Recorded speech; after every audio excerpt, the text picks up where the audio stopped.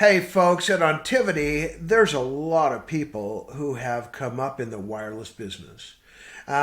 We do a session called Legends, and a lot of these legends started their careers in wireless. But some of them, who frankly aren't old enough to be legends yet, started their career in wireless, and they actually are featured in this new series we're calling Growing Up Wireless. If you remember, J.M. Brierley from Washington did it. Now we're going to today talk to John Johnson, and he's going to let us know what it's like to grow up wireless. Folks, hang on for this ride. It's going to be a ton of fun. We're talking Growing Up Wireless at OnRadio. Radiating from the Lone Star State and stretching from coast to coast and border to border, this is OnRadio, the weekly download from your family of companies: CMS Wireless, Enertech, ET Tower, Legacy, and Mountain Wireless. Welcome to OnRadio. I remind our leadership often that wireless is not 9 to 5, it's 5 to 9. And anytime the phone can ring is the time we have to be able to respond and make sure our customers feel the love. And in order to do that, we have to make sure our people feel the love too, don't we? We do. Ryan and I have a joke around here, and we crack jokes with each other that it's 4:30, we can finally start our day. And that seems to be really true, in the wireless world. The 7 to 4:30 is all the operations and make sure our guys got what they need to get the jobs done and move forward. And the 4:30 to 9 is all the stuff we were supposed to do earlier in the day. Yeah, and so it goes from crisis response to crisis response planning to execution to, oh boy, I forgot to do that bid. Right.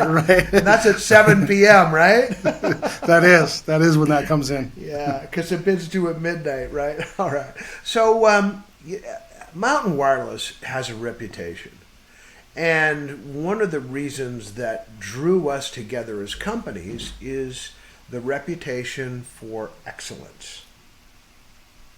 How did you help create a culture that fosters that need, that drive for excellent behavior, really? That's a tough one. I feel that, just being with my guys and training them and really spending the time with them to help build something special, teaching them the correct ways to do things and really working with them to provide the right tools and, the ability to get a job done, I feel help build a culture, and being more of a friend than a boss has always been a good technique for me, lead by example. Well, as you're striving for excellence, you're also creating career paths for our workers. And really all the workers in our industry, and it doesn't matter whether they're working out at DIA or whether they're working at Mile High or whether they're hanging off a tower, even a monopole. So talk about how wireless is a career path rather than a cell phone. With the amount of technology I think that goes into, the cell phone and it's ever evolving. So I think the career path, the opportunities are endless. You can be a tower hand, move up to a foreman. You can do installation. You can do DAS technician. There's so many different opportunities to keep moving forward that, it's really the sky's the limit. Yeah, one of our guys, Ryan, is not your Ryan. Our Ryan is really famous for some of the sayings that he comes up with. And wireless is not a career. It is a extended career because he's one of those guys who grew up wireless. But he has often said that you give me an ounce of try, and I will give you a pound of opportunity. Does that exist at Mountain too? It does. It really does. Hey, a lot of our guys around here too, it's the unspoken competition, competing to who's the best, who can get their site done the fastest, who can have the least amount of punch items. We make it a competition, and I feel that the guys really strive to be the best. Yeah, that's really awesome. So one of the things that I love about not just you, but all of our people who grew up in the wireless industry, everybody who grew up wireless, is that they have an understanding. And the understanding comes from knowledge. And the knowledge is that I started climbing a 100-foot monopole, and I didn't want to at first, and I didn't like it afterwards, but I don't think any of us did. When you talk to guys that are coming in the door, does that help you relate to them? It does. It really does. Yeah. It's kind of weird these times. A lot of the guys we hire for tower, they are super excited to do it. They can't seem to wait to get up there and do it. And when I first started, didn't seem to be like that. It was an excitement to it, but also a little bit of you're scared a little bit. Like, what is this? Yeah. What am I doing? Yeah. The guys today seem to come in and just, let's go, let's get up there, let's do it. Give me the training. I want to do it. I want to move forward. And I think that's awesome. I think it's great. Can you send some of them our way, because we want to meet it. So across the wireless spectrum, if you've done this for any amount of time, you've had one of those days that you just do the check mark. This one's going to go down in history forever because of the weather, because of something that happened. Is there one of those days where you think, oh man, that was the worst day in wireless ever, or that was the best day in wireless ever? Tell us about one of those checkmark days, man.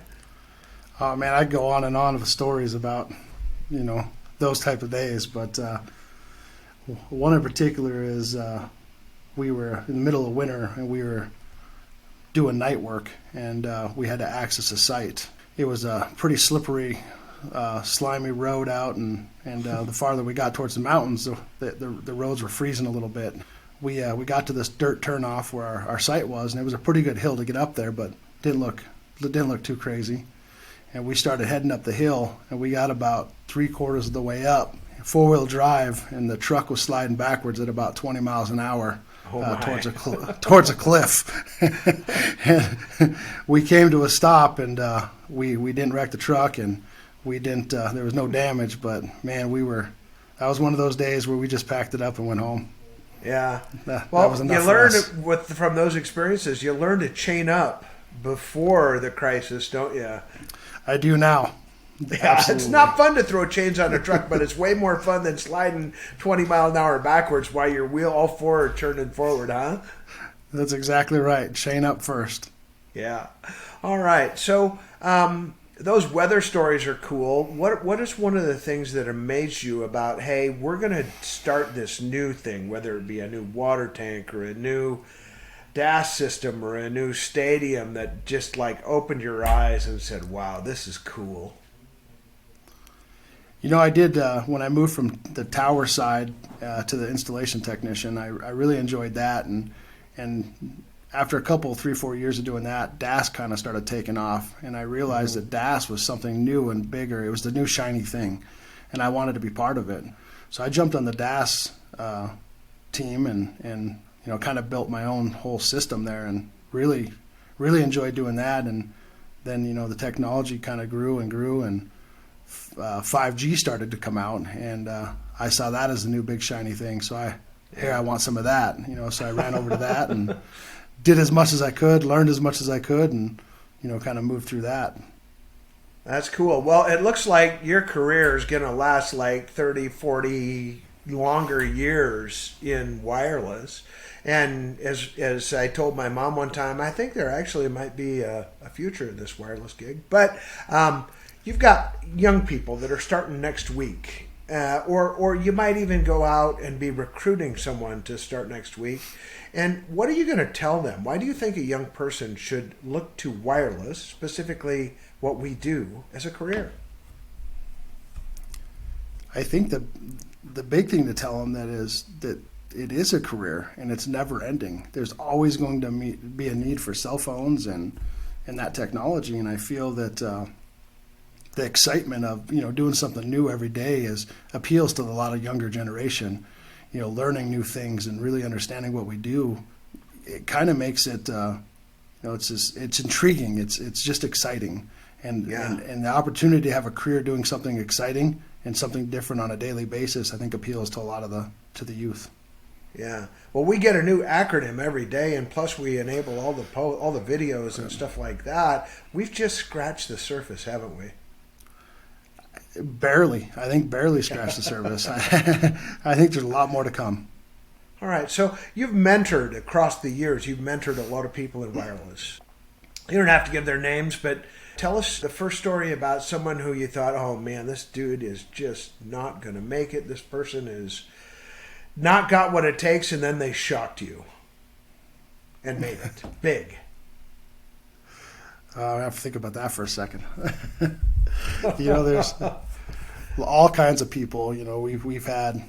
I've had a few like that, and it seems like you think that, and just when you think that, they surprise you. They start taking notes. They really start to pay attention and start asking questions, and next thing you know, they're taking off, and it's great.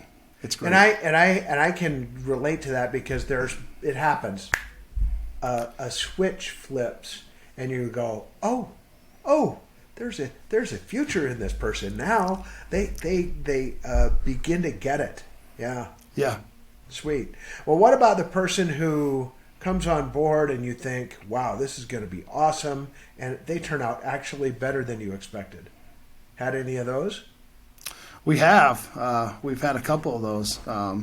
They come on board and you think it's just going to be, standard employee, and they come to work every day. They start taking notes. Next thing you know, they're running a truck within, 4 or 5 months, and just you're like, wow, like this is great. Yeah. So there's a lot of folks that you've brought up, and we appreciate that, and we salute you for that, and thank you for mentoring these people. Keep up the good work. In your job, in your role today, what is one of the most satisfying things that you come across, that you encounter?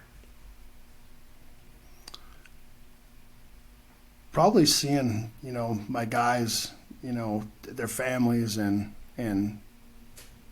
seeing them happy, and wanting to come to work. Be part of something big, I think, is probably one of the most satisfying things.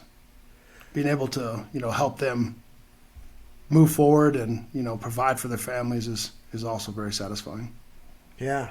And now it's not a small group of people anymore, is it? No.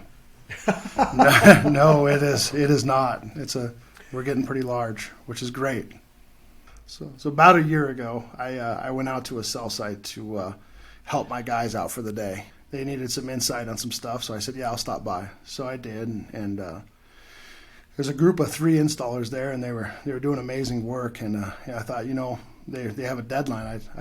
I don't really have anything too pending today. Let me help them out. So I jumped in there and I started doing stuff, and I was really struggling. I was struggling hard, trying to lace this stuff in and be part of the team and land this power. And one of the young guys that I trained, he looked over at me when I was standing on a ladder, and he said, "Hey, old guy, get out of the way." And beautiful. I proceeded to smile at him, get off the ladder, get out of his way, and man, he did what I was trying to do about 3 times faster. And I thought, well, maybe I'll just bring you guys lunch next time. So, yeah. Well, guess what? It only gets worse from here. You're on the downhill side, brother. Right. Well, and it just creates more opportunity for everybody, and for all of the folks at our Activity family. We just want to say thank you, John, for taking some time to chat with us and letting us look into the life of growing up wireless, and great perspective from someone who literally did grow up in our industry, and we were able to chat with you today because you chose safety every time. So remember, until next Thursday, let's all choose safety today. This is Jim, and I am out.